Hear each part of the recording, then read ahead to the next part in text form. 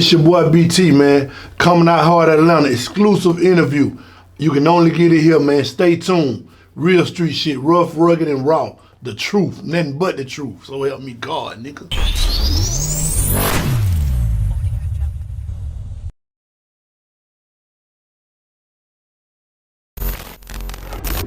A truckload of illegal drugs off the streets tonight after Atlanta police say someone tipped them off about a big shipment moving through the city. The rapper is one of 11 people facing federal charges accused of trafficking. It's Jefes, Desperado con peso. We impatient about that money.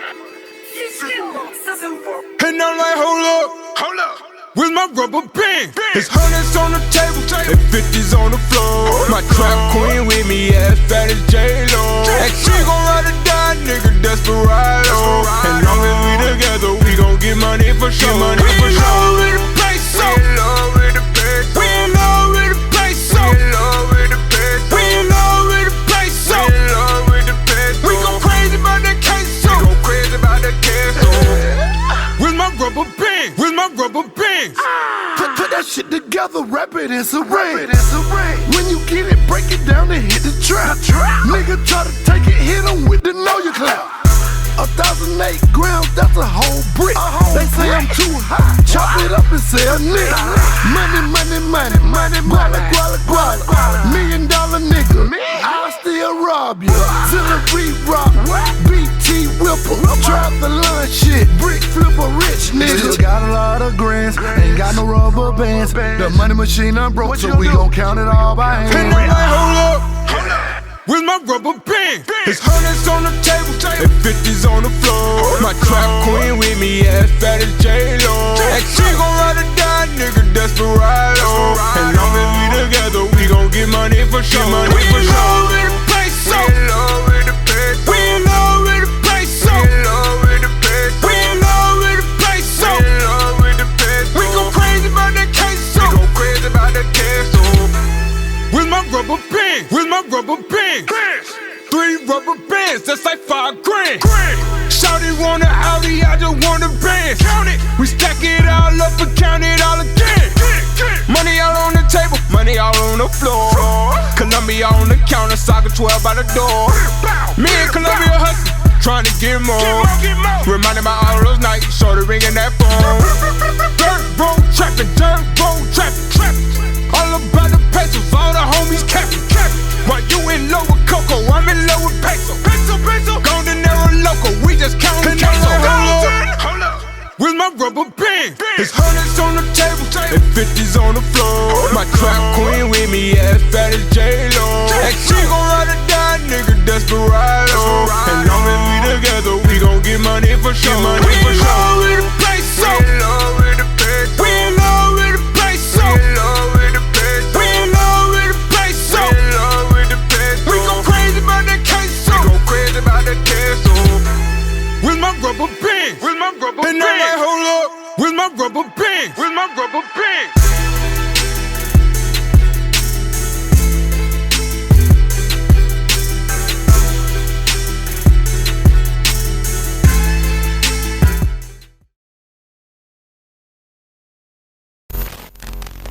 Coming out hard Atlanta, we got an exclusive today.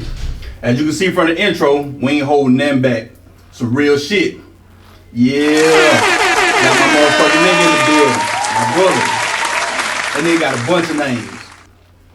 Some call him Tom from the south side, Lil Tom, Tom, Check My Footwork Tom, College Park Tom, College Park Kingpin, Tom from the Diablos, Mr. Big Time, Southside Hefe, 40, Columbia BT. But let him tell it, all his life he just been Tommie Walker. What's up, man? Ain't never changed. Ain't never changed, but my bank account is still the same. What's happening? What's up, man? Hey, man. Hey, Tom. Welcome home. Welcome home, bro. First of all, welcome to Coming Out Hard Atlanta. Welcome back home, bro. Appreciate it. Glad you're back. Ain't no more free Tom. That shit, Tom free now. Yeah, he free. Free all my other niggas I left down there behind me, though. Absolutely. Be home soon, my nigga. Stay up. Absolutely. And it's an honor to have you here to Coming Out Hard Atlanta. Before we get into the money, the music, truckloads of kilos, and the book, we got to take you back to the struggle of Tommie Walker, man. All right. All right, so we're gonna get into it, man. Tom, where you originally from, bro? So for these people that don't know, you know, a lot of shit done changed. Yeah, College Park Project, Grady baby. Great, baby. Grady baby. Grady baby. College Park. Southside College Park Project, right by the train station. Yeah, y'all already know. How was life growing up, man, in College Park, man? Take me back to your early years. I mean, we were poor, but it was fun. Mm-hmm. Like, I guess people think because you got money and shit, you have fun, but you really, with money, you really miserable. Because the love never genuine no more, because everybody up. Or he might be up and you might be broke, and they might be up. You know how people treat you when they got money? Mm-hmm. You know what I mean? But I had a fun childhood, man. My cousin Quaylo, Nar, JR, Warren, Lil Jane, all of it. We had a fun childhood, man. I had a good childhood. We didn't have much, but we had each other. Take me back to when you was a kid and coming up and things you had to do, man, to, you know, try to make it in Atlanta, man. I mean, you know, I started out with my granddad collecting cans of cardboard, jumping in and out of trash can with my granddad. Mm-hmm. And I work all week, and he'll give me $5 a week. So he taught me the value of $1. So I knew at a young age, I need to save money. Yeah. You know, and then he'll tell me, when he give me the money, he'll be like, don't never pull your money out. If you with somebody who got money, don't ever pull your money out. Just keep your money Mm-hmm. and see if they gonna buy you something before you pull your money out. That's how you save your money. You know what I'm saying? Yeah. So I taught the value of $1 at an early age, man. You know what I mean? My granddaddy, man, he paid me, boy. And then we come home from work, he had narcolepsy. Uh-huh. So he falling asleep on the way home. So now I gotta talk to him to keep him woke to make it home. To make it home. The whole the whole trip. yeah. Being a ditch. Man. Yeah. That's crazy, man. How many siblings you got, man? How many brothers and sisters you grew up with? Shit, I got, on my mama's side, I'm the only child. Mm-hmm. But I got like 14 sisters and brothers on my daddy's side. And I'm close to all of them, pretty much all of them, except one of them, you know what I mean? We were close, but given my circumstances, I don't know how to take it, you know what I mean? I feel you. He ain't part of my situation Yeah. when I feel, so. But I'm close to all my sisters and brothers right now. We still talk, we still love each other. I don't know how to forgive that, you know what I mean? Like it put me in a position with one of my brothers, I just don't know how to take it. Yeah. You know what I mean? So I know it's family, man. You know, I know how that shit can be, man. Yeah. So as you was growing up in College Park, and you struggling trying to make ends meet with your folks and stuff like that. Mm-hmm. What made you get into the music, man? What brought you into? Was it like an outlet or something? it was like in the project we had that group called Dun Trees them. It was Dun Trees, what's his name? Donnie, Frank, the Untouchables. We had a group in College Park called the Untouchables. Mm-hmm. But we used to listen to people like Swift C from East Point, like Sammy Sam, Kilo, back in the day, you know. And my cousin them always had the radio on. My cousin Yolanda, she used to listen to V103 all day. She used to go to this store called McCrory and buy packs of cassette tapes. McCrory downtown? No, Right. it was in Tri-City Plaza where the old Central Station was just at. Uh-huh. Cause my grandma moved from College Park Projects to East Point. Uh-huh. But right across the line, so we'll walk to McCrory, she'll buy all these tapes, like a 10-pack of tapes. Uh-huh. And she'll record V103 back and forth each tape, back and forth each tape. Like, she had so many tapes. She might have had 200 tapes full of songs from V103. So my love for music came from Yolanda. Mm-hmm. That's where my love for music came from. Like, we used to be in her room. Her room was a hangout when we were kids. So we listened to V103 when it come on. We listened to different shows, LL. Like, it had a lot of good music, but it wasn't playing no local rappers like Atlanta rappers. My cousin used to go to Charles Disco when I got a little older, and we used to be in the car. Mm-hmm. They'll leave us in the car. They be breaking in the car. They be doing all kind of crazy shit. And we'll be listening to the music people pulling up with. You got the Sammy Sams, you got the Kilos, you got the Atlanta rapper now. That's the first pioneers, the first pioneer rapper. Right. Kilo, Sam. You got Swill C and D-Rock from E Point. D-Rock. So they rapping. And but the group that really got, like, I really was like Untouchable, Dun Treat them, they had motion. Frank had motion.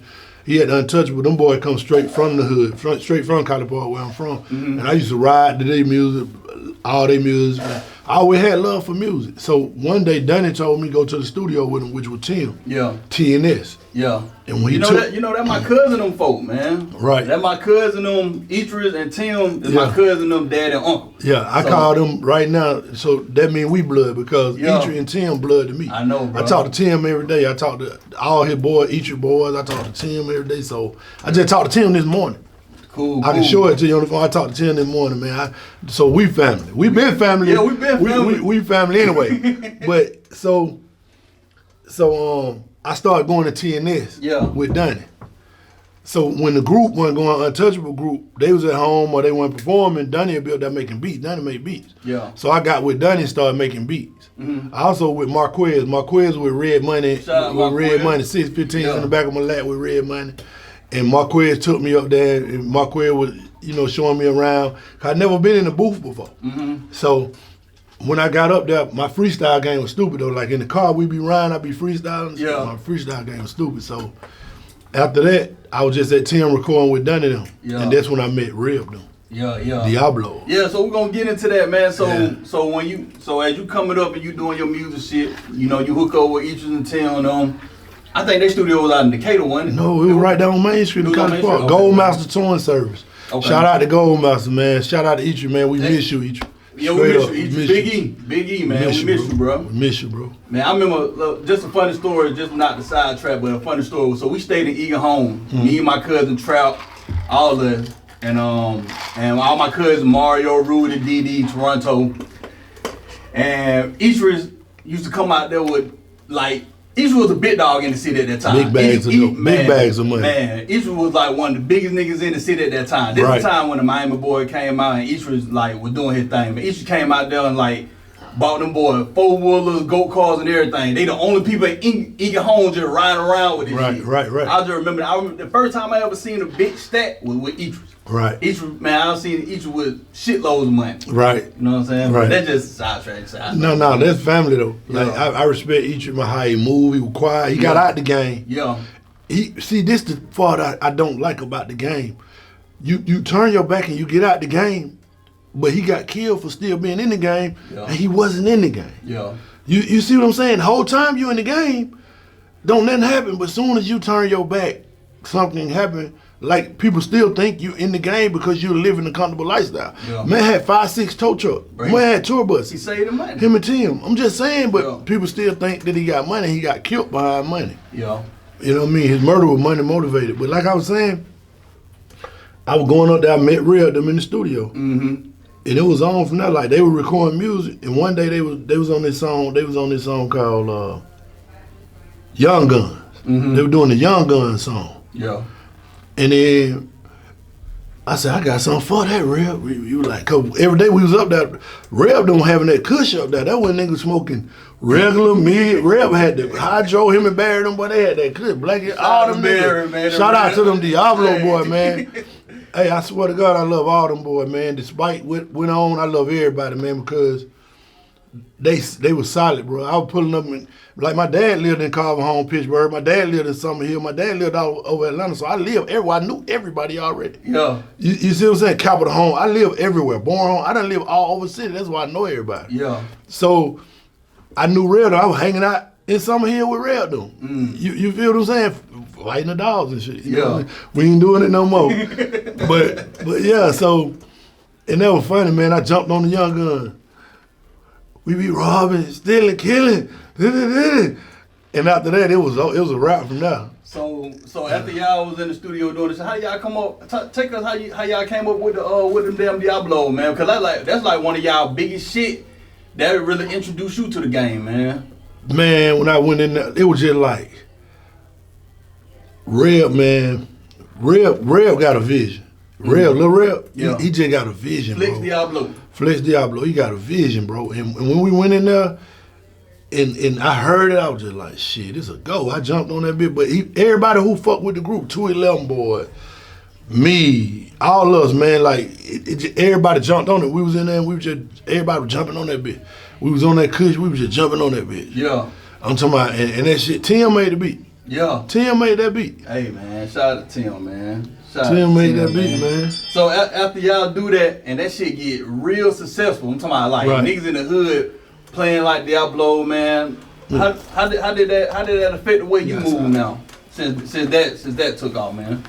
It wasn't even that, because see, at the time I was recording. So I was recording with Barry too. Yeah. Barry came in there, Barry seen something, I was like, Barry, let me get some track. And then once I started working with Barry, he was like, damn boy, you got it. Red was like, you got it. So Red come jump on shit with me, and I had the Rider for Life album too. Yeah. You see what I'm saying? But I promoted the Diablo album every day, straight out through with everything, with 321, with all the clubs. That was a real successful album too, Tom. Yeah, all of us got a shit end of the stick on both of the moves, because at that time we didn't know the game. We with somebody, and they was selling all these records and wasn't giving us shit. You feel me? But at the end of the day, I think that's what made our bond and made us stronger, because they made all the money. And we was still in the street hustling. We was still doing what we know how to do. Yeah. You know, I still stayed to the script. I still had traps, dime traps. I still had dime traps and slab traps going while I was rapping. So I wasn't seeing none of the hurt anyway. You know, but going paying attention to it. Damn, this shit taken away from the trap time. What I'm making. Yeah. You see what I'm saying? Now I can't be in the trap 24/7, so I'm missing money. So what I'm making. Yeah. You see what I'm saying? So that would wake you up to, damn, these niggas ain't paying up, but we doing shows. We gotta ask for promotional shit. You gotta ask for this, you gotta ask for that. But the nigga tried to keep me quiet, because the nigga was just fronting me work. But he was fronting me to work. Tom, I heard you know, in the street, man, when you got your ear to the ground, man, you hear a lot of shit, bro. Right. I heard you were hell out in the street, bro. I heard you were robbing niggas, taking niggas cars and shit. Man, what's up with all that shit, Tom? It just, I wasn't no nigga who just took lightly to a nigga talking shit with their mouth. Yeah. Like, I don't take too lightly to a nigga bluffing and popping and bluffing and popping. I'm gonna pull up on you and we're gonna fight. But if you don't wanna fight, I'm ready to shoot. Yeah. But if that's what you want now, you wanna take it there, we're gonna take it there. But I was held in the street to disrespectful reasons. Like it's just like, okay, a nigga can fuck your girl all day and be happy and bragging about it every day, but a nigga can't take it when you fuck your girl. Yeah. Nigga want to be mad. Nigga want to shoot out fucking a lot of nigga bitches. Yeah. They were fucking mine. What the fuck? Like, I'm just saying at that time, I'm young. Yeah. I'm out there. I'm getting money. You know what I mean? We were stealing cars. We were robbing. We were doing all kind of crazy shit. But we weren't robbing people we knew. We weren't doing crazy, dumb shit. The robbing shit played out fast for me. I wasn't with that taking no nigga shit with no pistol. I ain't gonna lie to you. That played out fast for me. It was just the stealing car shit for me. You know what I mean? I might have finessed a couple times. A brick here, 2 bricks there, some shit. But once I found out, one nigga I kind of got, and I seen how it affected the nigga and how the people wanted to kill him and shit. Behind the shit, I had to go back and clean my face with him. I feel you. And just be like, bro. And to this day, me and I ain't gonna say no name, but to this day, me and the nigga still cool. I took 5 bricks from him. Damn. And I knew he wasn't gonna do nothing. Like, you know, you take something, nigga, you say, that nigga a pussy, that nigga ain't gonna do nothing. Yeah. But then when I seen how the people looking for him to kill him, he got kids and shit like that, I took the brick back to him. Yeah. Nah, I feel you, man. And that one thing I see, I always say, Tom is $1 million nigga, but the nigga got a good heart though, bro. Like, I can't see a nigga like, I can't see what I did get a nigga killed. Yeah. I didn't know he was playing with no real nigga like that for real. Like, he was playing with some killers too. I my thing too, but them niggas were chasing their family, shooting at their wife, shooting at their kid. I had to straighten that shit and just get I couldn't live with that as a nigga. I already had a little money, you feel what I'm saying? But put a nigga on the blind like that with their children. I said, I made at that time, I vowed I'd never do that shit to a nigga again. I feel. So let's get back to it, man. So you did the Diablo the Game album. That shit was a success. Then you jump in the Rider for Life, the 1999 release Rider for Life. Right. Now I looked at that cover, Tom. Right. And you did that shit. You got the cover from Pen and Pencil. Right. The same people that were doing Master Peter shit. So you had to have that bread to fuck with Pen and Pencil at that time. It was sponsored by the label. I'm being honest with you. Everything with that was, the label did pay for it. Yeah. And they did recoup a lot of money, but after they recouped, they just didn't show no love back. Yeah. So what was going on with that album? Was it not promoted correctly, or what was going on with it? No, the album took off. They just didn't put no money back into the project. Like, this is what people do. I think that's why a lot of people are not successful. They scared to reinvest the money back in something. They get in the habit of living a certain lifestyle, and that's what they get used to. Yeah. You see what I'm saying? They didn't reinvest back into it. Yeah. They made poor decisions. Let's just say that they made poor decisions on the project. Who was head of that label? Greg, Tighter Than Tight Record. Tighter Than Tight Record. Okay. So after Rider for Life, you come out with a second album, Mr. Big Time World Renowned 2001 release. Right. Then you dropped the third album, Mr. Big Time, Tommie Walker, Welcome to College Park. Now that's when shit started to change. You did the single Check My Footwork. Rider for Life. Let me just say this first. Rider for Life with Greg. That's why I say I can't kind of fault him too. Yeah. He probably didn't know nothing about the game either. He was a street nigga. Yeah. You see what I'm saying? So he didn't know how far he could take it. And he didn't make the right alliances. Everything about relationships. He didn't make the right relationships to make the project do what it's supposed to do too. Yeah. You feel me? Everybody at that time riding Greg Street coattail, like Greg Street gonna get us there, Greg Street gonna get us there, but Greg Street got his own life too. So you can't expect the man to just stop what he doing and put your shit where it's supposed to be. But he had labels come at him, everything. They were holding out too long and they blowed it. But at the end of the day, that's what set me up for what I wanted to set myself up independent. But it blew me up so I had a fan base. Yeah. So now all I needed was a platform. I went and got a club. I went and got 321 on Old National. They couldn't pack it out, and then this is my side of town. This one nigga was doing paper flyers. Nigga wasn't putting no pictures on flyers. I remember that. Nigga was just typing paper. I ride around the hood in the Capri, in the Impala all day passing out paper flyers. The dude done told me I can get the door. Yeah. At the club, he just want the bar. I done packed that bitch, slam packed that bitch. I'm talking about pack that bitch so hard. I'm talking about whole garbage roll, slam pack. Yeah. All the money mine. Yeah. But I'm trusting these niggas who I'm in business with to get the dough. Because I'm too trusting of people I do business with. Yeah. So that night I made like $4,000 when I should have made like $20,000. Cause they had a $100 line, $150 line, $20 line. But I just wanted to promote my music, so I was performing my music. And not then I was selling CDs, $5 CD. Yeah. You always been a hustler, bro. Right. You a straight up motherfucker. You a hustler motherfucker. Right. And I'm sorry to cut you off. Go ahead. No, you a hustler motherfucker. I'll tell you that. All right. So the third album come out, Mr. Big Time, Tommie Walker, Welcome to College Park, 2005 release. You released Check My Footwork. Now, Check My Footwork was a mainstream song. The shit took off. Like, and y'all promotion was hell. I came in on the back end to Check My Footwork, but you was still pushing that motherfucker. Right. Talk to us about that, on how that came about, you know, with the Check My Footwork and how it came about. I got tired of asking people for help. So I got my own studio this time. But I've been at my studio a long time with Check My Footwork. So I went and bought like 8 Epsom printers that print on top of the CDs. Yeah. CD warehouse, the tape covers. I went and bought the disc printer and printed up like 20,000. Remember I was going to pick up 20,000 covers. Terrence. Yeah, Terrence. from you, yeah. So I go spend 20,000 covers. Check My Footwork. So how the song came about, I had a lot of songs, but my brother Yami came in. He working at a car wash then. Yami came in. I said, man, check your footwork. That nigga, he turned his feet because his feet were boots. You know, he work at a car wash. Yeah. And he said, you ain't got these. And the song, and I swear to God, the song came from that right there joking. Yeah. In the studio, check my footwork. You ain't got these, you ain't got these. So I called Midnight Black. I'm keeping it real on here now. I'm telling you real. Midnight Black, man. Midnight Black produced a lot of shit on my Rider for Life album too. And I fucked with Midnight Black down the road. But I made Check My Footwork. And we sitting there telling Midnight Black what we like about the beat, make it, put this there, put this there. So when Midnight Black made the beat and we recorded it, and he took it to Jerry Clark from 1079, the radio nigga then, you had to pay him 30, you know what I'm saying, like boom. So he told me, Jerry Clark don't like it. Just give me 500 for the track. What? I gave him 500 for the track. Clean and clear. I ain't doing no paperwork because real niggas operate off their word. If you ain't got your word, you don't got shit. Absolutely. So we operate off our word. So I did Midnight Black. I gave him $500. Boom. He said, okay, we good.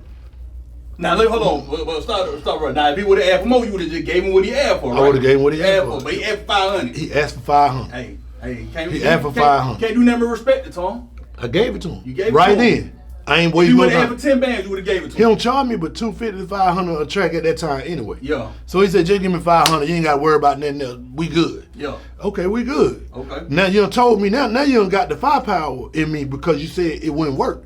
See, don't never challenge me.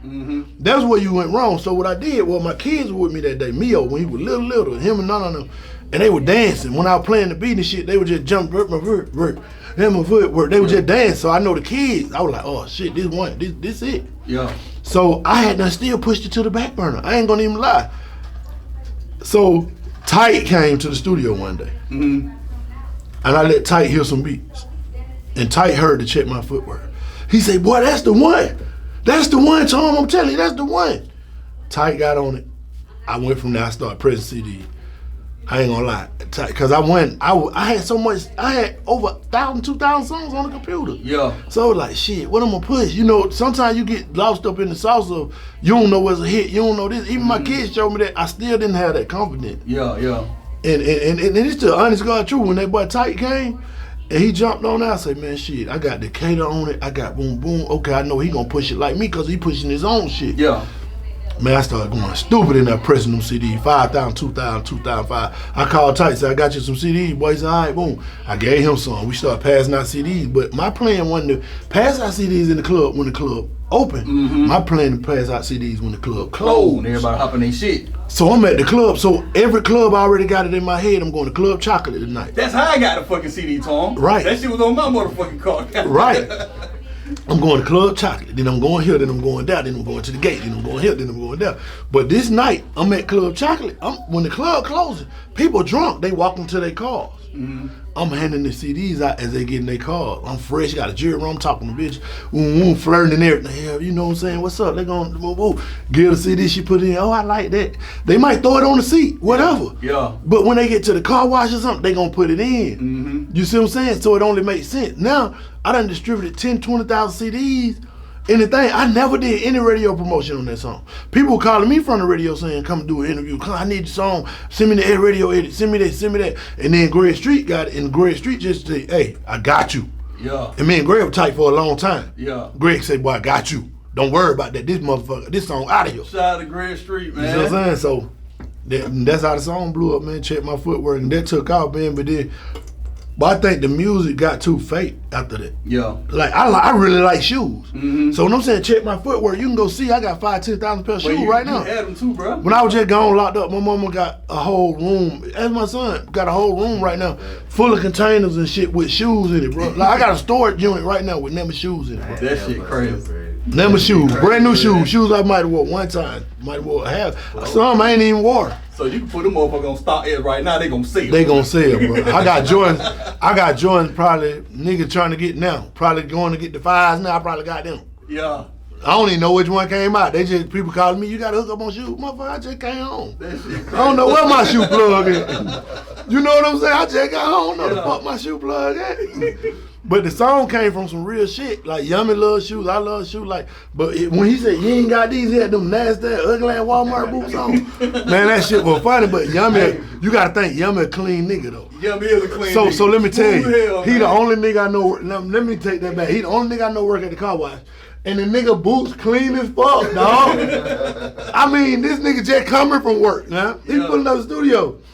And I was like, man, check your footwork. That nigga said, yeah, Jack. You ain't got these, Jack. And that what he was you ain't got these, Jack. You ain't had them motherfucker though. I definitely had them. Alright, man. So check my footwork started to take the fuck off, man. Then you circle back around, you spun the block and hit them with the goddamn Mr. Big Time Independent Major 2007 release. Right. You got the Check My Footwork and you got the goddamn remix to that motherfucker. You put Pimp C and Bun B on that bit. I went out there when Pimp C got out of jail. Man, tell us how that shit went It down. just love. It just all love, man. When Pimp C got out of jail, and he charged me a certain price, but I gave him a 10 extra. Yeah. You see what I'm saying? Him and Bum, man, they blessed me, man. I always want to do a song with them anyway. Yeah. People like, oh, do a song, put these people on, these people blow up, these people that. I put who the fuck I want on my shit. Yeah. Because I wanted Texas. See, people. Texas market stupid, bro. Texas, that's a crazy market. Texas is the main people that supported Check My Footwork.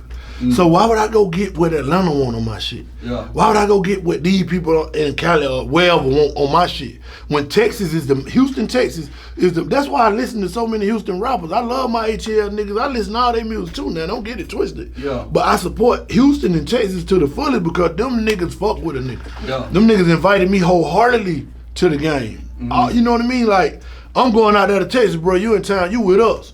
I'm at Big T Flea Market in Dallas.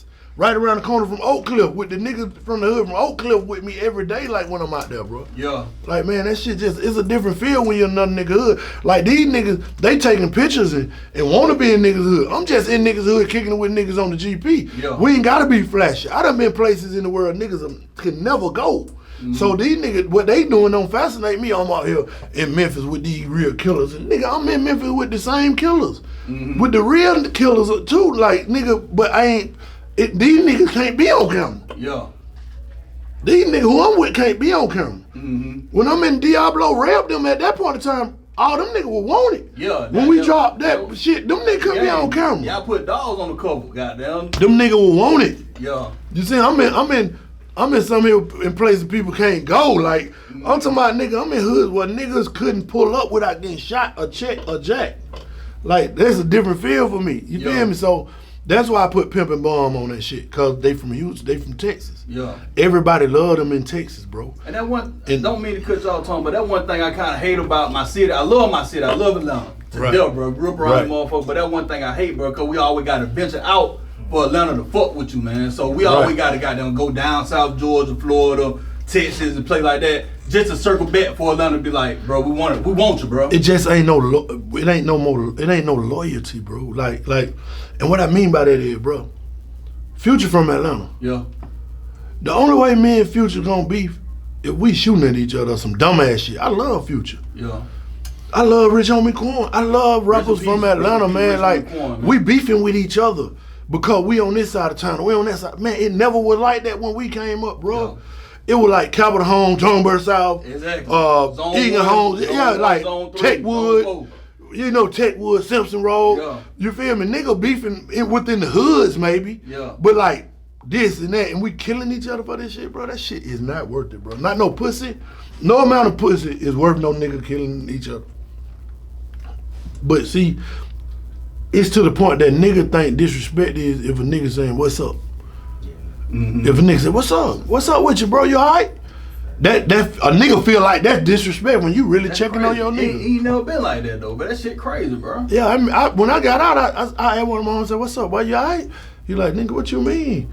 I like, nigga, what you mean? I got right back stupid with him, like, cause I ain't know what he was saying, but I didn't know nigga taking that serious. I'm really asking, is he alright? Like, sometimes nigga go through shit behind the scenes and I always been that nigga like, bro, come on, let's ride, bro. Let's just talk. Boom, boom. Try to talk nigga down. I done saved so many lives in the city, bro. Like, so many lives, bro. I already know, like, son. Yeah. I done seen you take care of nigga, man. I don't see you do a lot of shit for the community. Even though you was out in the street doing your thing. Right. And you just never let that shit take you back from, taking care of your community and the area you from and shit. Right. Right. You know what I'm saying? Cause you gotta show the same love, you gotta be the same you. You gotta know where you came from. Yeah. A lot of people don't remember where they came from. They just say, oh, this nigga shitted on me, I'ma shit back on him. Yeah. I ain't shitting on nobody. I don't give a fuck. Yeah. If this nigga need my help and I got it, he got it. Yeah. I don't give a fuck how he treated me then. He might didn't know what he was dealing with. He might have been going through something. He might have been in his body, but at the end of the day, I don't give a fuck about who had what or who did what. If a nigga need my help, I'm gonna be there for my nigga, period. Yeah.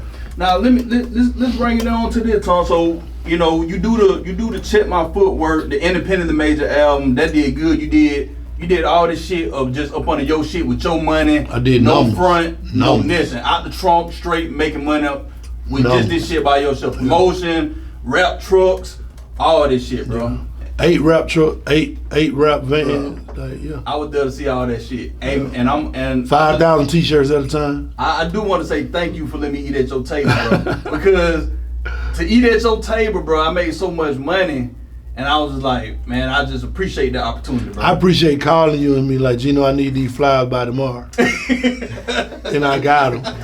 Hey, the footwork, the music shit took off so fast, right? Shout out RIP Terrence Mims, shout out to Terrence Mims. RIP. It was me and 4 niggas and we just smoked perp all day and insert CDs, man. And burn them and shit, right? And print on them. So Terrence say, hey man, for a couple $100, when you get them printed and shit, I can do everything. I said, a couple $100? He said, yeah. I said, what's a couple $100? Cause niggas say a couple $100, it might be 500. You might be say 300, man. I'm gonna do everything. I'm gonna burn them for you. I'm gonna do this. I'm gonna do that. Shit. I'm buying everything from Terrence except the fly. The fly's got to come from G. Yeah. Cause G, no matter where G was, if I called G the other night. My little cousin break her ankles with basketball. I said, G, I need a design for a T-shirt to go to my little cousin's game. Man, I already got it in my email the same day.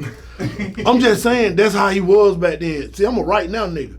Cause I forget a week later. So I'm a right now nigga. If I want a design, I want 1,000 T-shirts, 2,000 T-shirts. I want them bitches the next day. For what you charging me? Now if you give me a price where I'm gonna have to wait, okay, cool. But if you charge me the same shit you charge me when I can order these bitches from China, like I can order my shoes from China and shit and make my own shoes, shit. Come on, let go. Yeah. You feel me? But yeah, man, I ain't have no problem. G, man, you loyal. You lawyer, trap lawyer, your brother lawyer, like y'all, it's in you, it ain't on you. Yeah. See, all these other niggas, it's on them, it ain't in them. That's why they don't know what real is. They always owe them real, but you gotta keep telling nigga you real, nigga, you fake. To me. Mm-hmm. Hey man, so after the success of Check My Footwork, you was one of the youngest club owners on Old National. Right. When you opened up Center Court. You the youngest one out there. Talk to us about that, how you acquired Center Court and how that shit came about. I got to a point where I would go in the club trying to promote my music. And they be tripping about you performing. They want you to pay to perform when you bringing 100, 300 people with you. Yeah. See, back then I was moving with, you seen me, 300 deep yeah. back then, 300 deep. All my niggas still on push dive. They got a little gray now, but they pulling up with them things though if I call. But I'm just saying. Yeah. So we pulling up 300 deep, we supporting the club, but they don't want us to get the mic. They don't want us to play our music. But we supporting what they got going on. Why the fuck would I support you when you ain't supporting me? Mm-hmm. So I'm riding, I'm asking, you know, I talk to God a lot because I used to be by myself a lot. I ride with my niggas, but when I be thinking and brainstorming and moving around, I have to plot and think to keep the boat afloat, so to speak. You feel what I'm saying? I can hear about ideas, but my ideas kept us floating this long, so let me work my mind. So I get in the car, smoke me one, just ride for a minute. So I was just riding, I say, man, you know what? I need to get me a motherfucking club, man. Yeah. I said, I need to buy me a club, buy me a building. I'm riding around looking for builders. Just so happened when they tricked me at 321 when I was promoting the Diablos and the big time shit, they tricked me. Yeah. When they got it packed, they didn't want me there no more. So they pushed me out the door and started doing events. Behind my door, started running the line on my line, so I got mad. So once I got mad, I took the crowd from there to Center Court. Yeah. But it wasn't Center Court then, a Jamaican owned it. Mm-hmm. But then I thought about it, I said, damn, I wonder if Sampson still there. Let me ride down and see Sampson, the African still there. He was gone, Sampson wasn't there no more.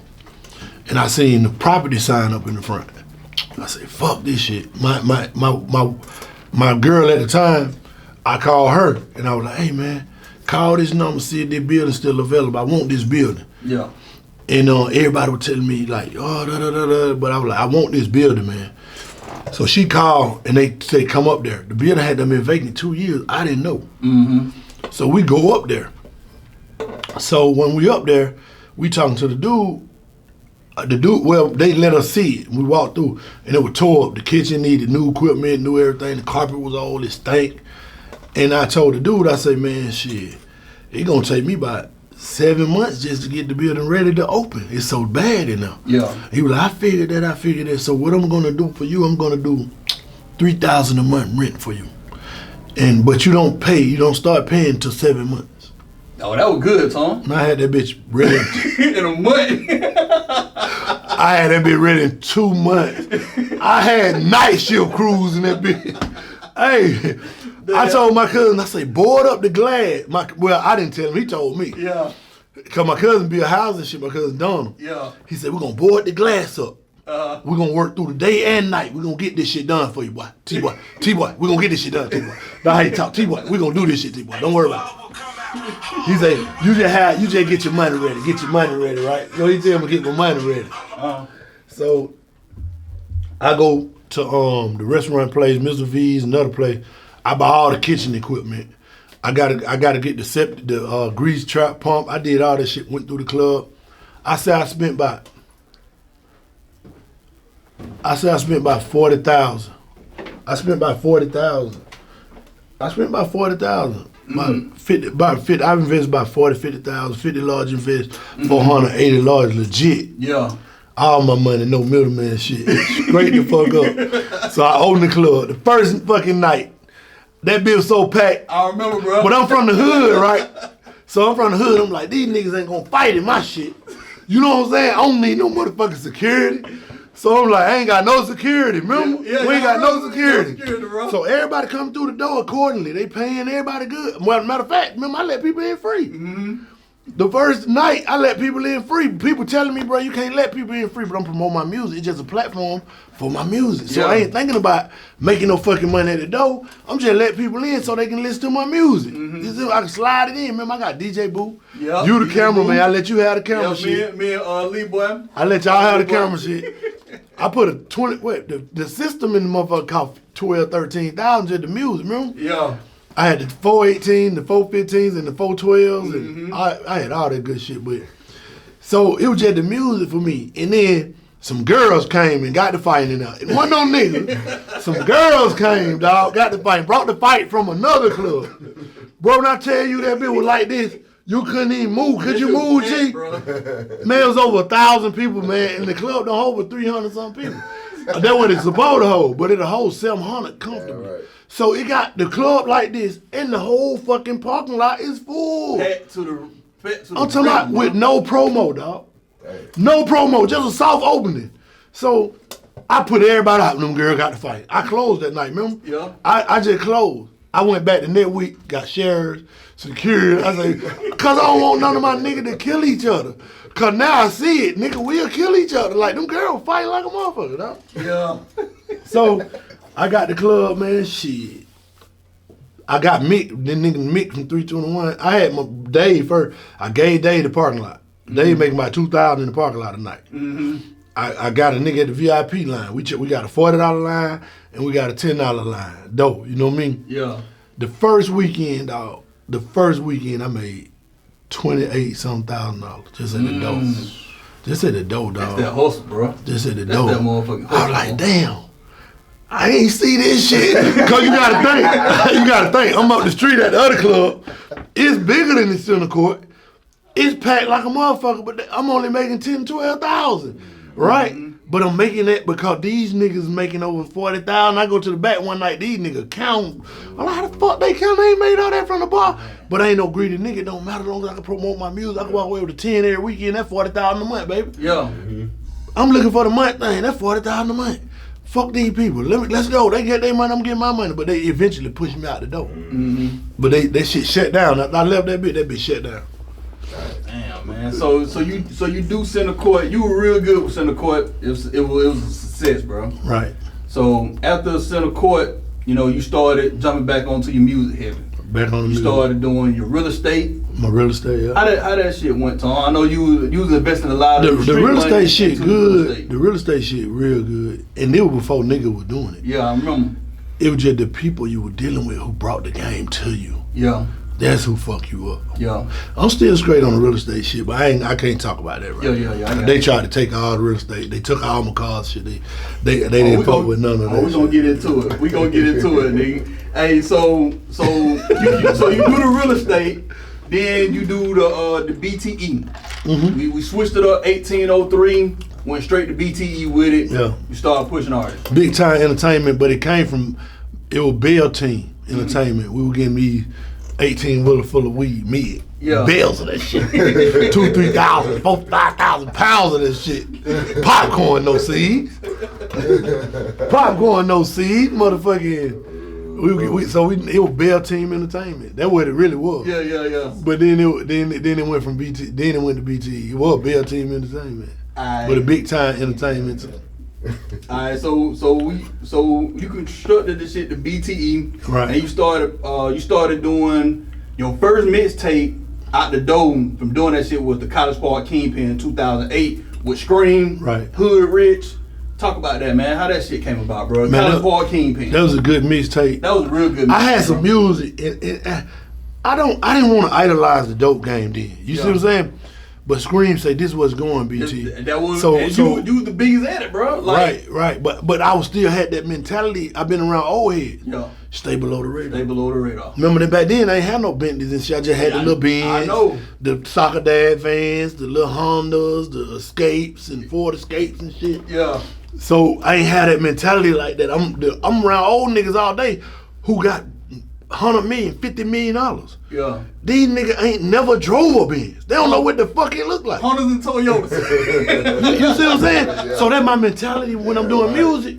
But with the music, you gotta bring your lifestyle to the forefront. So now I'm rapping about the dope shit. Now I got comfortable rapping about the dope shit, but I'm really rapping about shit that I'm doing. Yeah. The crazy part about it, Tony, shit sounding good because this is what you do, bro. Like, it was easy to do because it's for real. Like, it's really for real. Yeah. My life wasn't made on niggas front me dope. Or no nigga front me 50 bricks or 100 bricks. Nigga, my life made on me buying my shit and flipping up, buying more shit, and flipping up and buying more shit. Like, my life wasn't based on, I gotta wait this nigga get up to get something. No, nigga. Hey, shit, I need 100 this week. Okay, it'll be there. Boom, dead. Like, that's it. Like, you know, and that music shit, like, it just mixing the music with the dope talk, you gotta watch your back more. Yeah. You see what I'm saying? It was a good mixtape though. That Like, was a real Scream good did mixtape, good, man. Greg did Shout good. out to DJ Scream, man. I think with me, man, footwork, none of my music failed me. I failed my own music. Because I got into my body like, people ain't receiving it. You see what I'm saying? But people was receiving it. But I wanted Atlanta to receive it. Yeah. But Atlanta would never receive it because we ain't a city like that. Our city is based on criticism and judging the next man. That's why niggas get their music and they go to the country or go to Houston or go, cause we don't judge, like we the judges state it is. That's what I hate about the city though. Right. That's what I hate about the city tone on that shit, man. So but I got into that little slump, like I was like, man, ain't nobody really receiving the music. I'm gonna keep pushing the music, but yeah, I'm gonna push this dope. I feel that. I'm just saying. So you do the California Kingpin 2008 release. You come right back around with the Southside Hefe, the Columbia BT. At this time you change your name completely. Right. Why change the name to Columbia BT? I think Snap gave me that name. Snap, shout out to Snap, man. Snapzilla, shout out to Snap. Snap got a lot of good ideas with this shit, man. Snap, the ultimate.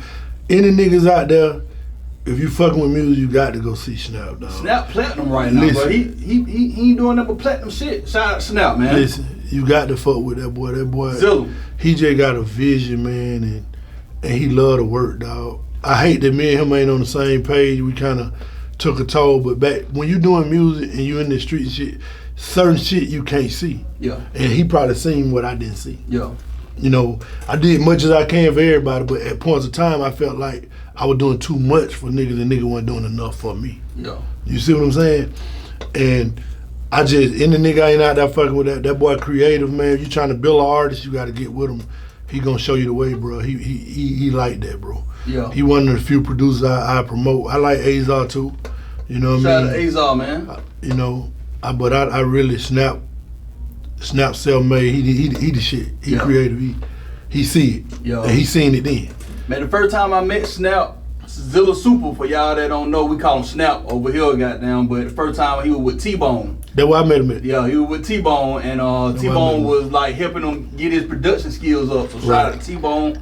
And yeah, man, the boy Snap, he bad. T-Bone, bro. yeah, he bad. Yeah. But and then what it was, man, it was just like I was taking care of so many people. It was just to a point where it was like, damn, I'm selling dope to take care of people that the music not taking care of. You feel what I'm saying? So it kind of got to that point, and people didn't understand it. They just felt like, oh, he got a Bentley, oh, he got a Rolls Royce. Yeah, I'm working for that shit. I'm the one selling the dope. Yeah, like nigga, you ain't selling no dope. I'm just being real. Like yeah. That's how I felt it. But he never viewed it like that. We just had our differences on certain situations. He never worried about what I had. He never was jealous of what I had. To me, you feel what I'm saying? But you know. I don't know, man. I just see shit in people that people don't see in themselves sometimes, and it bite me in the ass. I'm glad you brought it to that point, man. So let's talk about your relationship with Rich Homie Quan and how that came about, man. 'Cause I remember when you and Doc brought Rich Homie Quan to 1803. And you know, it's just rest in peace to Rich Homie Quan. We just lost him a few months ago, so talk about that shit, Tom. Well, me and Doc used to hang and got a lot. And then when I first met my wife, who I'm with now, like Brittany, Doc used to talk to Quan mama. Like I think they was just dating or something. And I think Doc bought Quan's studio, his first studio. Either him or Quan, I'm not sure who bought it, but Quan recording music at his house. So Doc just kept telling me about Quan. I had Munn, Spider at that time, Jay Rizzle, I had them boys. And I was pushing them. And I just seen something in Quan. When Doc brought Quan, I seen something in Quan. Yeah. I was the first nigga to put Quan in a real studio. The first nigga to do anything with Quan, take him to a club, Fig 8, in front of everybody, and that's when he seen it. Yeah. But my problem was, I based my life off loyalty. Our life ain't on no contract. No. Our life on love and loyalty. It's gonna always be love and loyalty. That's a contract you can't break. Yeah. Unless you disloyal. So with Quan, I didn't sign a contract when he first came. Yeah. Doc was telling me then, sign him. I was like, nah, bro. I just want to show him what I can do. I want niggas to be with me based on loyalty. I don't want to, if I got to sign a contract with you, that's how I felt back then. But now I know at the end of the day, it is business. So it was business then. But for me, it wasn't business. It was something I love to do. Yeah. So it was like, shit, I can just blow this nigga up when the deal come. He'll see me working with shit. He'll sign in. So I had to start promoting Quan. First photo shoot was with you. Yeah. He never did a photo shoot. Man, Lee Boy. I took him to the mall. Yo. I bought all them clothes. Took him to you to do a photo shoot. First time. First studio I ever been in was Swole, Big Swole. Yep. He got shit back then. He was snapping. Then. Yep. Like the nigga liked it. I know. So this what happened. So I'm sitting down, I'm chilling. And I get a call from somebody who close to Kente. Me and Kente cool too, man. Shout from out the to South. Kente, man. Shout Real out to nigga, him, man. real nigga. Shout out to Tommie Gun, all my niggas. And they say, well, Quan been trying to sign with Kente. But I'm the one out here spending for 20, 10, 15, 20, 30,000 to show out. Like we go to Fig 8, I spent 15,000 with bottles and shit. Bringing 150 niggas deep just with us. To jump to the music when he playing. You feel me? I already had a scheme how I was gonna blow this shit up. I got 150 niggas, everybody better bounce. I don't give a damn, you hate the song. So at that point too, I had a group called Classified. Man, I had a full roster. I had about 7 artists. Yeah. I had them, but what Quan did, Quan was going around telling people, that was Monte. Monte got him and took him to Kente and all that shit, but nobody was around him when I first got him. Yeah. Nobody knew him till they heard the music, till he had the music to present to niggas. Yeah. So we was at B-Hood one day. Shout out to B-Hood, man. Yeah, B-Hood, my nigga B-Hood. We at B-Hood, and B-Hood working with Quan too and working with Spider. So B-Hood just said, man, BT, man, he put a budget together. He said, give me such and such. I break B-Hood. I fuck with niggas who fuck with me, man. I don't fuck with niggas who don't fuck with me. Patchwork, absolutely. I skin Kurt down. Kurt, I got an unlimited budget at Patchwork. I got an unlimited budget at B-Hood right now. I can send niggas over there right now. Them niggas gonna record them, and I can see them whenever I want to see them. They not gonna pressure me for it, yeah. And so we got the Quan thing going. I'm like, damn, hearing all these people in the street saying Quan coming trying to sign to them. I'm like, damn. So I sit Quan down, I'm like, damn, bro, I'm doing the shit. What's up? Boo, boo. Oh, I ain't doing none of that. No, I ain't. But he lying the whole time to me. But at the end of the day, I understand. You trying to jump the gun. You trying to jump over there. So I ain't mad at you. And so Quan, Doc didn't want to have a meeting. They didn't tell me what it's about. So Doc come, Quan, Mama come, and Quan come, but none of them but Doc wasn't there when I started with the music. Yeah. Where everybody was before the music got hot. You see what I'm saying? Who was shooting in the gym then? Not no shade on nobody, but at the end of the day when they came, they said, he said, I want to sign, but I want a charger, I want a house, I want this, I want that. Right then, he broke the loyalty with us. Yeah. At any time, I could have rolled right down the street. I went in the car and gave him 300, 400,000. And Doc knew I could have. Like, all of them know I could have. Yeah. It wasn't how, it was how he presented the package. It was like, I ain't gonna do it unless you give me this. Yeah. And I'm the type of nigga like, okay, you make me feel like you extorting me now. Don't make me. That's what it made me feel like I was getting extorted in a way. Like, either you can do this or I ain't gonna do that. Mm-hmm. I'm like, okay, well, it's all good. You can go ahead, walk away. I walked away from it. Yeah. Ain't no amount of money will make me change my loyalty toward niggas. It's just when niggas do disloyal shit. Mm-hmm. Like I told you, but I ain't worried about that. I when he was up, I was happy for him. Yeah, because you circled back. Y'all did a song together, right? And I paid. Yeah. Mm. So it ain't nothing short of, what it is. It is what it is. Some nigga about the money, if it's about the money, then that's what it's about, period. I could have went and made demands like, okay, for the music I recorded with him, or why this, I want my money, but I ain't make no demands. I ain't do none of that. I don't care. Like, niggas I don't give a fuck. My son in school, my daughter's in school, they got whatever they want. They playing football, soccer, whatever they want to play. My house intact, my building intact, I'm getting money. I don't care about that shit. Yeah. Like niggas think, I told you I operate out of loyalty, G. Like, and you've been knowing this for me forever. Yeah. I done put all that money into him, blew him up and everything, and I walked away from it. Yeah. But the thing was, like, they were going back and forth about the rich homie name. The truth is, Quan was in the booth, and Quan say, "Rich homie, I got you." Mm-hmm. And when he said that, I went and incorporated Rich homie. Yeah. I said, shit, that shit sound good. Mm-hmm. He said, "Rich homie, I got you." I didn't know who had the name. I don't know who made the name. I went and incorporated the name and got the name.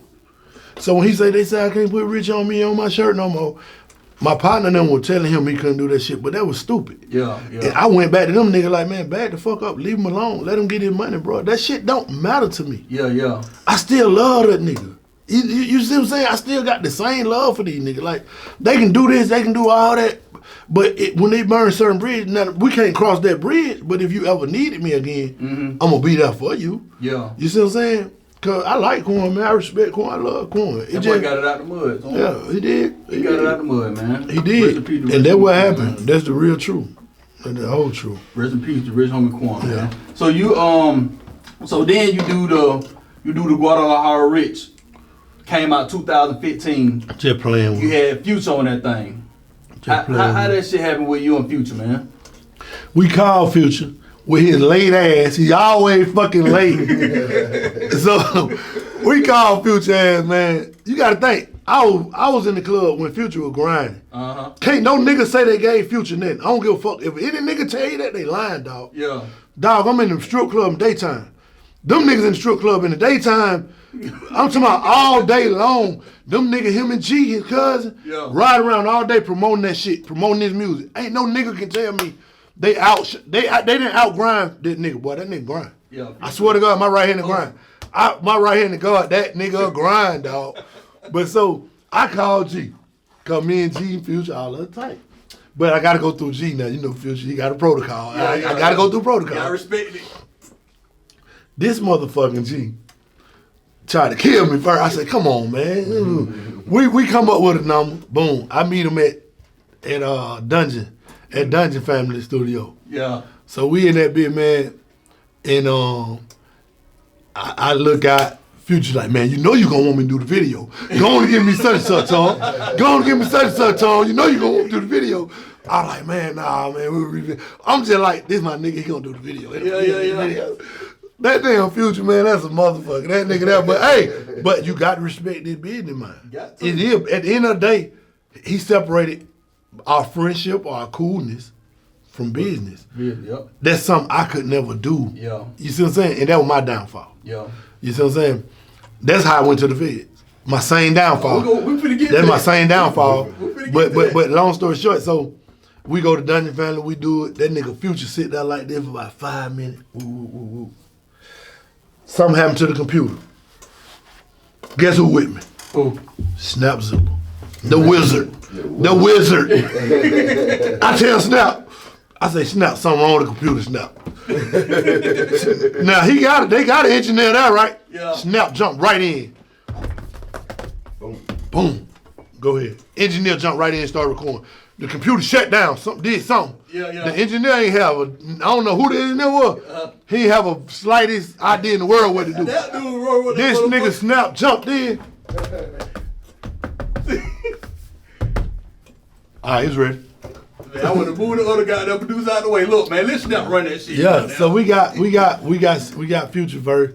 Nigga went in there and snapped. That nigga did that shit in 15 minutes. The nigga genius. I don't give a damn. Like it's so many niggas, man. I look like, man, that shit just.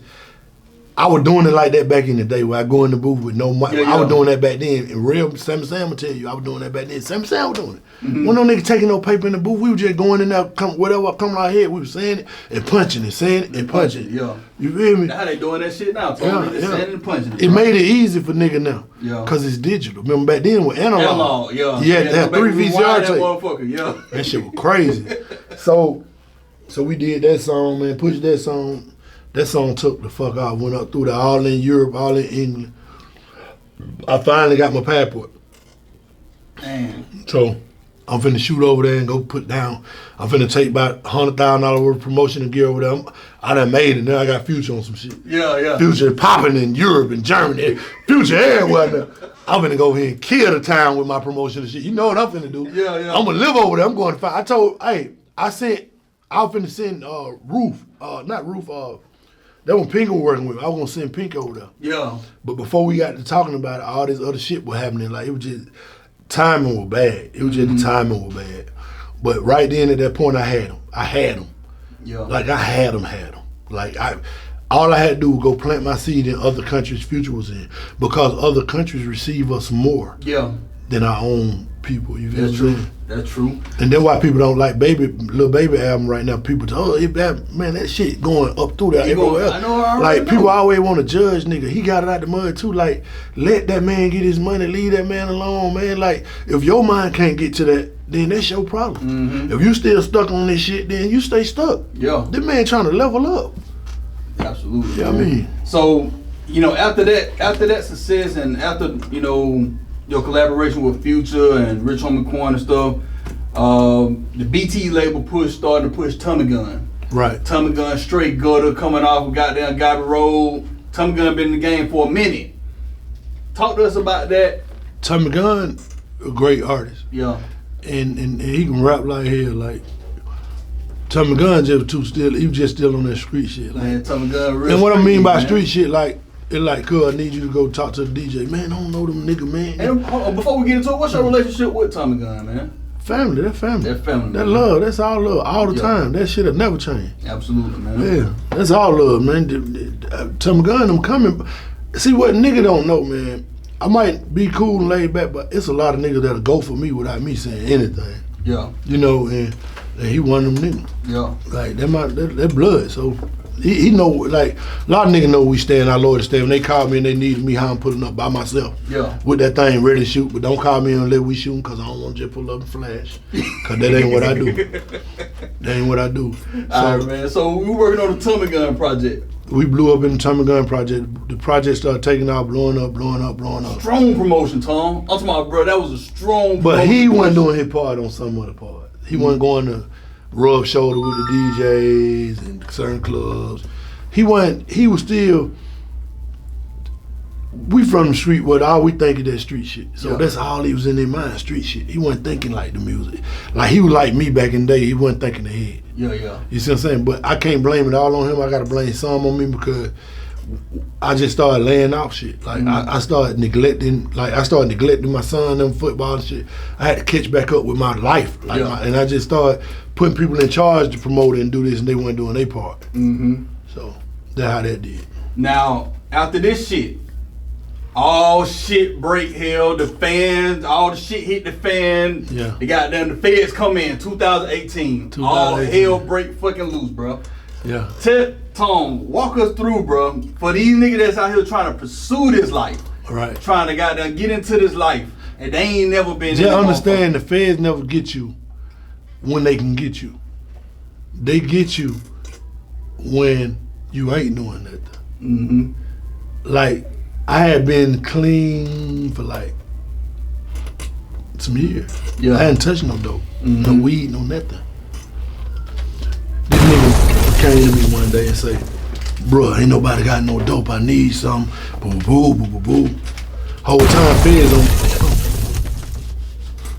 When he said, I got somebody want two, but they high. I hang the phone up. I don't even answer. Hold on, before you get into that shit, I don't mean to cut you off, man, because this shit is gonna be a lot, bro. The feds come knocking 2018. Right. RICO, Operation White Whale. These folks coming for you, bro. Right.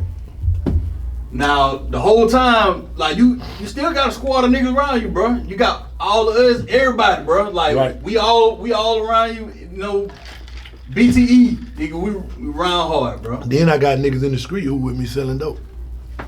But I'm the only one went to jail. So tell me this, man. So, White Whale Operation. Right. Feds come in knocking 16 indictments. They seize $5.3 million in cocaine, right. $1.2 million in cash. Right. What you was thinking at that time, bro? I'm gonna let you tell it because I was there with you, so I seen a lot of this shit that was going on. But go ahead. I was thinking they didn't have shit on me, which they didn't. I was thinking the same thing too, Tom. They ain't got me on no video, no phone conversation. They ain't got me making no transactions. They got me on the phone when the nigga saying, I need 2 bricks, but the niggas say they too high. They got click. That's all they got on the phone. They got me saying, yo. Then when he said that, they got the phone saying, click. That's all they got. You see what I'm saying? Take us into your mind, man. What you was thinking at that time when you knew this shit was goddamn really like about to start, bro. Like what was your mindset? I seen a lot of strange shit. So at this time, my girl pregnant. And the Fed followed me in trucks and shit. I seen it. Like I know them being followed. So I always ride with a gun. So I got the FN, I'm riding, I go out, I'm on Old National now because my girl pregnant. And we stayed at her mom's house so her mom can help with her. Help me with her cause I gotta shoot up to the games, I got the youth foundation. I got so much shit going on. She just said, I'm gonna stay at my mom's house for a couple months just so she can help out. And it was her mom idea, so we moved over there. And so when I leave out the house, I get the FN, I put the FN on me, boom, I jump in the truck, I back out, I'm leaving out the neighborhood, I look to the left, I see a truck, gray truck. When I make the right, it's raining. Yeah. When I make the right, I let out the gas. I'm just coasting. Yeah. The truck come out and come behind me. So I shoot down, go to the neighborhood, turn around, go back. I pass by him, the tent so dark, I can't see it. I go back to the house, open the garage, put the gun up. Get back in the truck and go to the building. I know they following me. Yeah. The worst thing with the feds do is get caught with a gun. Yeah, you know what I'm saying? And now they own me because of a call about 2 bricks. They own me because of that.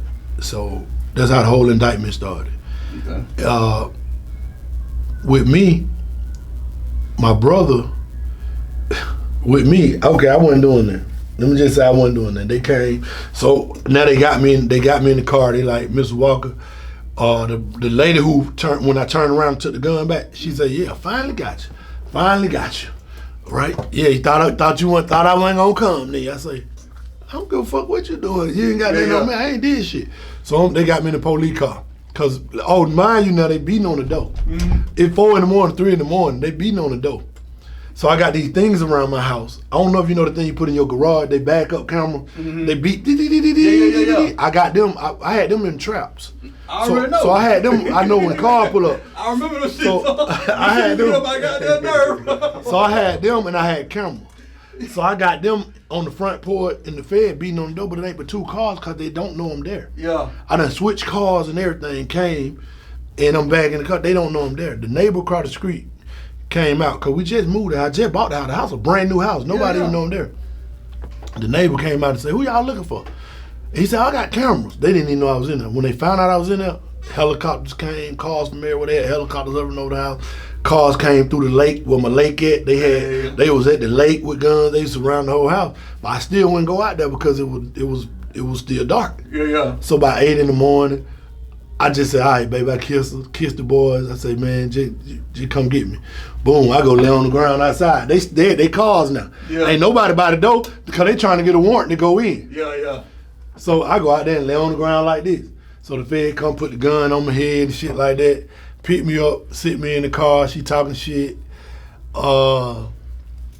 sit me in the car, come out there, anything you want to say, Mr. Walker, we got you, and sister, got you on all these wiretap shit. I said, shit, I love to hear them. I don't talk on no phone, bitch. Yeah. So you lying anyway right now. You fucking up now. My problem was I got the wrong attorney. I would have never did no time. That was my problem, but they went to the other house. They went to the main house. They went to the house where the kids was. Then they went to the other house on the hill. And when the police came, magically some heroin appeared under.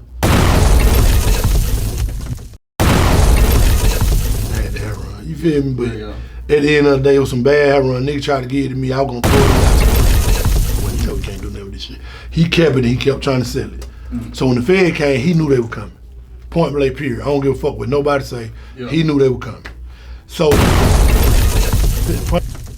on the ground, some shit in the room with him, but the guns in the other room. So they couldn't charge no 924C or no shit like this because the guns in the other room. Yeah, they were separated from They were separated from, so he couldn't be protecting the drugs. Yeah. So self-preservation. Self-preservation. That means going to tell on me to let go. I ain't saying shit. Bro ain't did that. Bro ain't even been taking up for me, dog. Like in front of the feds. Yeah. They lock. When I get to the holdover, they got Mitch and me. That's crazy, bro. Mitch and build houses and shit for me. Yeah. I know. So now I got punched. No jury trial. Don't get me no lawyer. I'm getting out. You know. Worry about that shit. Punch. I take the blame for all this shit right now. I take the blame for all this shit, bro. You can go home. I'm good. Just make sure I'm straight. I swear to God, that boy let it come. Yeah. Punch. And then I was like, fuck. I was like, that nigga love me to death. That nigga said, I'm gonna take all the charges, whatever it is, bro. Boom. I said, bro, I don't think you gonna be able to take these. They want me. They want them cars shit. That's all they really want. Yeah. So we in the little holding thing. They take all of, they put all us in A. So we in A, we in the A building, we talking. Boom, they all of a sudden move me and keep, so we know what it is right then. Yeah. You see what I'm saying? So the feds, they come and my lawyer come, and when my lawyer say, yeah, we got a PSI lady, she coming. Boom. So him and the lady supposed to come. So when I get in the room, my lawyer right there with a man, right? And I'm sitting right, I'm like, oh, okay, what's up? He like, and the dude opened my phone and did like this and said, these your houses, ain't it? Do you know these people? Know you people? I said, who? I looked at the lawyer, I said, who it is? He said, oh, he here to help you. I said, this is PSI. He said, no. I said, man, fuck you, man. I said, you fired. Fired him right there in the shit, right? Yeah. Told my mom and them, I'm not taking no time, I'm not doing that. So I left out the booth, knocked on the glass, they let me back, take me back. So then I guess the agent, whoever the agent was, he left. The lawyer called me back down. I went in on the lawyer, told him I want my money back, but went back, told my mom and them I'm going to jury trial, I'm firing this nigga. The nigga done scared my mom and my girl. Like, I'm telling you, he's gonna do this, he's gonna do that, he's gonna get life. I still rock with the lawyer to the end. Yeah. And then I ended up firing him when I hired Daniel Kane. And then when Daniel Kane came so late, because I had signed for 84 months already. Yeah. I signed for 84 months but got 140 months. Yeah. You see what I'm saying? So Daniel Kane came and said, I don't even see where your name is in the indictment. You're not even in this indictment. Man, I wasn't even in the indictment, bro. I've been locked up doing time the whole time. I ain't even in the indictment. And this shit crazy, Tom, because when we went to court and they started throwing out them crazy ass numbers. Right. I'm sitting there to like, bro, they might just give him about 5, bro. He might be straight. I'm like, I didn't supposed to get over 84 months. Exactly, bro. Because you had these guns with that paper and say, them my guns. Yeah. Tommy Walker never seen them guns, them my guns. You know what I mean? Which, they was his guns. They weren't my guns. Yeah. But, and then they had to drop the guns. So once they dropped the guns, she come back and put a leadership charge on me. I remember that. Without superseding indictment, you got to supersede the indictment to put a leadership charge on me. That's you the can't same just. Shit they just try to throw it with. That leadership. That shit some foolery, bro. Yeah. That shit right there, some straight ass foolery. That leadership shit, bro. Right. So then that's what happened, bro. Like before all that, bro, I was getting so many bricks, bro. I wasn't even telling my brother them what I get. I just pull up with 50. I might get 500 from him, 300 from him, 400 from him, 200 from him. I might have 1,000. At any given day, I'm gonna have 1,000. I got niggas coming from different states fucking with me. I never let my brother them see these people. That's why these people were protected. That's why nobody went to jail with me. Yeah. And that's what I said too. I said Tommie went in there and took that shit on the motherfucking chin. He ain't bring nobody with him, bro. I ain't call nobody for no money. No nothing, bro. Because at the end of the day, they on the phone. They didn't get nobody with me. If they would have got anybody with me, if they would have came and the niggas who's around me, though, it was me and them other people. Yeah. And I didn't never say they snitch. I don't feel like, in a way, I didn't feel like he snitched the way I looked at it, but then when he did, what else can I think? Yeah, yeah. But if I'm in a conspiracy consists of 2 or 3 or 4 more people doing something. Where are my conspirators? Yeah. I'm locked up with one Mexican. That shit crazy, bro. I'm locked up with one Mexican. Everybody else ain't even on my case. But I'm in a conspiracy, but ain't nobody here with me, but I'm on how the fuck can I be in a conspiracy with one person?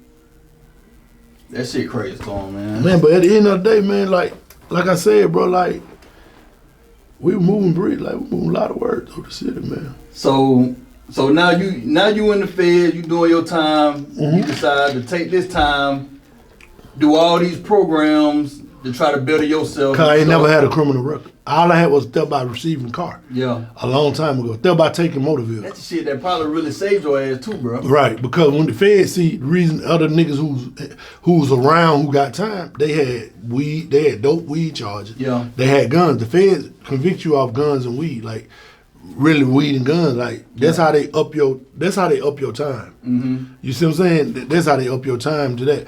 But I honestly believe in my heart if I would have never bought Rolls Royces and Bentleys and shit like that, I got out the game. What they take from you, man? So they took 18 cars. 18 cars, bro. They took my kids' car. They took my Rolls Royce, my Bentley.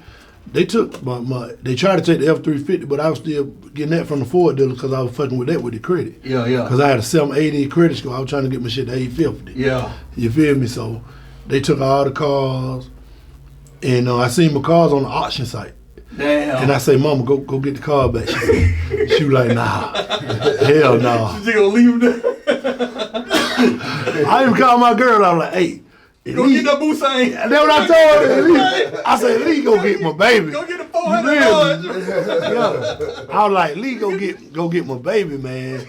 And they were like, hell no. Whatever you get, you just get that shit when you get home. You know. I was just like, man, it just, man, I'm gonna tell you, I think buying the cars and shit, it was just after you get out the game, you see some shit you want. You always wanted when you were younger, and that's what did it. But like I say, man, with the Fed, they play a dirty game for these niggas out here, man. If you thinking about selling dope or doing this shit, bro, I can't tell you what not to do. I can just tell you, man, just be careful of the people around you. It ain't even the Feds. It ain't even the... Listen, bro, I've been in the game since I was 14, 15 years old. It was my first fall ever for drugs. And there were people close to me who I should have been cut off. My dog didn't trust him. My mama didn't trust him. My girl didn't trust him. So if my son, my other brothers ain't trust certain people, so I didn't listen. Yeah. See, man, your people tell you, God protect you through people. But it's just up for you to listen and take that warning and heed that warning. Yeah, I'm the biggest dope dealer in the city. I don't care what no niggas say. Yeah. Niggas say whatever the fuck they want to say. They wasn't buying no 1,000. Yeah. They wasn't buying it. They wasn't cashing out. I bet you that. I mean, a lot of that shit would come in like, just say, for instance, you got a Migo here, Migo there. A nigga done ran off on him before. A nigga done ran off on him before. Ran off on him before. So all them know of me now. So when they come in town, guess what they do? They looking for... They just bring it and drop it. Hey. Like, so he might have a 200. Bring it. I'm going to cash him. He might have a 200. I'm going to cash him. He might have 100. I'm going to cash him. You see what I'm saying? So I used to go over there and sit down and talk to these people, man. These people love me. Like, they still love me to this day, man. I protected a lot of people with my sin, man. Ain't no nigga go to jail on my case. Yeah. Nigga was locked up before me. So nigga, talk all the slick shit and fake shit you want out your mouth. Nigga, you was in there first. So if you go to jail first, how they know about me? Yeah. Ain't but one way they can find out about me, nigga. Cause I ain't on no phones. You ain't finna catch me hand in hand in no nigga. Man, the feds even said that shit. They were like, man, that agent say, Your Honor, I didn't see Mr. Walker do nothing. She said, well, the judge told her, well, your eyes don't work. She told the agent that, man. He told the agent that shit. My eyes don't work. But man, I'm gonna tell you something, that prison sentence, it make you stronger in heart, and then I feel like God was saving me from something. Yeah, he was. Cause think about it, when Etrick got out the game, Yeah. that's when he got killed. Yeah. I was out the game, bro. Yeah. I was up there with these kids doing their little league shit every day, bro. I love this shit. The little league. The football. I was doing that shit, man. I wasn't on no street shit, man. Yeah. I wasn't on no street shit, man. I was just trying to better my life and better my people. I started talking to city council members. I started becoming a real tool to myself. Started getting a real understanding how shit work, man, and how you can really change shit and how you can move forward with shit. You feel me? Like, I never idolized the dope game, man. I live that life for real though. Like, the life easy to live. Selling dope is easy. Give me something hard to do. That's the easiest shit you can do. I can jump on a plane right now and go start another line, and that shit'll be here tomorrow. Just on my face, with no money. Just on my face, man. Like, this shit, what niggas don't know, when you sell drugs, it's a whole different thing in the city. You going to get it from Tyrone, you going to get it from J-Bo or a Black over here. This a whole different area over here. This shit passed down from the granddad and grandma to the kids, to this kid, to that kid, to that kid. Man, everybody over there know me, man. Yeah. They know me, they love me, but I would never fuck with it no more. Cocaine, that shit, it's over with. Weed, nothing. I'm done with that, bro. Absolutely. My son doing music, he say he want to do music. I'm fucking with him with his music. I'm gonna put everything in him and just show him the way. Just try to show him and take him around people. Try to build my relationships back up with people. I got real relationships still, so I know they gonna open their arms to me, man. Absolutely. Now you working on the book. Yeah, my book. So you working on the book, The Last Load. The Last Load. It tell shit that we ain't talking about really now too. It's about how the dope game happened. It's the book Rough, Rugged, and Raw, man. We've been doing reading, so you heard it. Yeah. It tell about how I used to go to Colombia, how I used to go to Mexico. It tell a lot of shit. Like, you gonna be like, damn, okay, this nigga did all this nigga did all that, yeah. I really over there with them people, eating with them people at their table, man, where they offering their daughters to you. You know, shit like that. Like, yeah, like. That's a life, bro. Yeah, it's a life. It's a beautiful life, man. It just, I don't know, man. It just, that was getting money was my lowest point of life. Like, getting money, selling dope, rich, $1 million, $3 million, $5, $10 million, $20 million. It's just your lowest point of life to me, because some niggas think that shit'll be, don't mean to cut you off, but some niggas might think that shit might be the happiest point in their life to have that shit, but I know that shit probably made you miserable. You know what it is? It's control. Money is control. It just, niggas know you got money, so you can control shit. Money is control. And what niggas wanted, ain't no nigga out here with no millions of trees.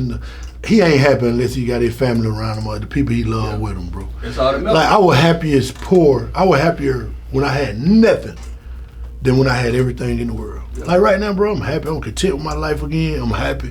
I ain't gotta look over my shoulder. I'm still watching my, for the haters and shit like that. But I ain't doing that. I ain't in the street. I ain't selling nothing. It bank money.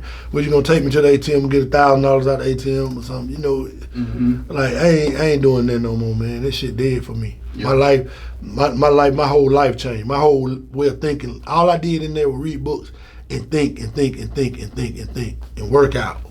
That's all I did every day, man. And I just want everybody to know, bro, like, the rough, rugged, and raw shit, dog, the game ain't for everybody. Yeah. I just want to tell you that the game ain't for everybody. This shit for real, like, nigga really lose their lives out here in the game. And it be your best friend who kill you. Yeah. And we learn that over and over and over every day. I see niggas smoking blunt together today and killing each other tomorrow. Like, I never seen that shit in Atlanta. Every hood got along. We fought, and about a week later, I might be fucking a girl in your neighborhood. I got to come with me, my nigga. That's how Atlanta used to be, though. That's how close we used to be. Like, now nigga be like, man, murk that nigga, murking it, because you embarrassed him. Yeah. You embarrassed him. So once you embarrass the nigga, he gonna kill you. Now he in jail. Now he fucking boys when he come home because he been gone 30 years. I'm just saying the game fucked up, dog. It's a cold game, man. Dog, a lot of shit I didn't believe till I got to prison. I swear to God, I didn't believe till I got to prison. Toughest niggas on the yard with boys. That's crazy. And in the visitation, kissing bad bitches in the mouth. Got bad bitches. But out there on the yard with boys, at a certain point in time, where I was in South Carolina, you didn't go out to wreck it after 7 o'clock at night. You didn't. You feel me? I was fortunate enough I ain't go to all the yard where they were doing all the stabbing and shit and shit, but I was in them low number spots, so you gonna see that shit. You gonna see them child molesters, they stay on that side. Niggas do not come through this table. Do not walk over here. We don't respect y'all. You know what I mean? Nah. Well, Tom, man, me and Slim want to thank you, man, for coming and blessing us with your presence here and coming out hard, bro. We want to give you this and just say welcome home.